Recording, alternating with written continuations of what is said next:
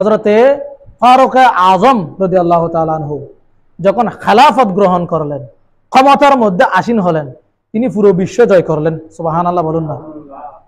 হযরতে ফারুক আজম রাদিয়াল্লাহু তাআলা আনহু এমনকি তিনি মিশরেরও বাদশাহ হলেন, খলিফা হলেন।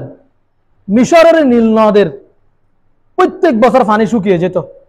নীল নদের সাথে ওই সাগরের সাথে যে শাখা প্রশাখা যেগুলো ছিল, এখানে পানি না থাকার কারণে সমস্ত আশেপাশের সমস্ত নদী এগুলোও শুকিয়ে যেত। শুকিয়ে যাওয়ার কারণে মানুষরা পানির কষ্টে পড়ে যেতেন, গাছগাছালি মারা যেত, ফলমূল নষ্ট হতো। ওই এলাকার মানুষদের একটা রসম ছিল, প্রত্যেক বছর নীল নদের মধ্যে একজন করে যুবতী কন্যা কোরবানি দিত, তাকে নীল নদের মধ্যে বলি দিত। বলি দেওয়ার পরে নীল নদে পানি জারি হতো। এই রসমটা বছরকে বছর চলে আসছিল।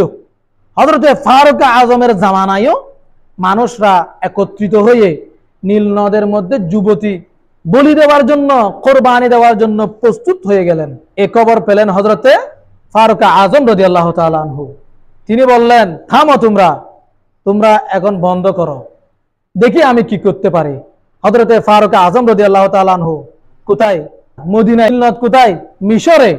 ফারুক আজম মদিনায়, মিশরে আসেননি।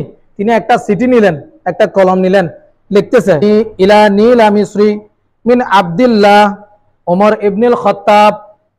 ও নীল নদ, তোমার নিকট চিঠি লিখতেছে কে জানো না? আব্দুল্লাহ ওমর ইবনুল খাত্তাব, আল্লাহর ওই বান্দা যিনি ওমর ইবনুল খাত্তাব। সুবহানাল্লাহ বলুন। আম্মা বাদ, আম্মা বাদ সেটা সেই যুগ থেকে এই যুগ পর্যন্ত এখনো ওয়াজের মধ্যে বক্তারা বলেন কি বলেন না, আম্মা বাদ। হযরতে ফারুক আজম রাদিয়াল্লাহু তাআলা আনহু লিখতেছেন, আম্মা বাদ ফা ইন কুনতা তাজরি বিনাফসিকা ফালা হাজাতা লানা ইলাইক। ও নীল নদ, যদি তুমি তোমার হুকুমে পানি জারি হয়ে থাকো, তোমার হুকুমে যদি তোমার নদের মধ্যে পানি জারি হয়, তাহলে তোমার নিকট চাওয়ার কিচ্ছু নেই, তোমার নিকট চাওয়ার কিচ্ছু নেই। ওয়া ইন কুনতা তাজরি বিল্লাহি ফানজার আলা ইসমিল্লাহ। যদি তুমি আল্লাহর হুকুমে জারি হয়ে থাকো, তাহলে আল্লাহর নামে এখনই পানি জারি হয়ে যাও। সুবহানাল্লাহ।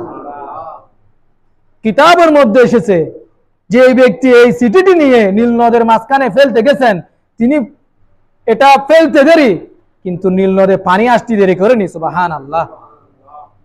তিনি ওই পানিতে ভিজে গিয়েছেন। হযরতে ফারুক আজম আল্লাহর বলি। সুবহানাল্লাহ। আল্লাহকে রাজি করেছেন। তিনার একটা সিটির মাধ্যমে নীল নদের পানি জারি হয়ে গেল। সুবহানাল্লাহ। হাজার হাজার বছর যারা এই যুবতীদেরকে কোরবানি দিত সাগরের মধ্যে, নীল নদের মধ্যে, সেই কুসংস্কার হযরতে ফারুক আজমের জামানা হতে বন্ধ হয়ে গেল। সুবহানাল্লাহ। সেই থেকে পানি জারি হয়েছে, আজ পর্যন্ত নীল নদের পানি আর শুকায়নি। সুবহানাল্লাহ।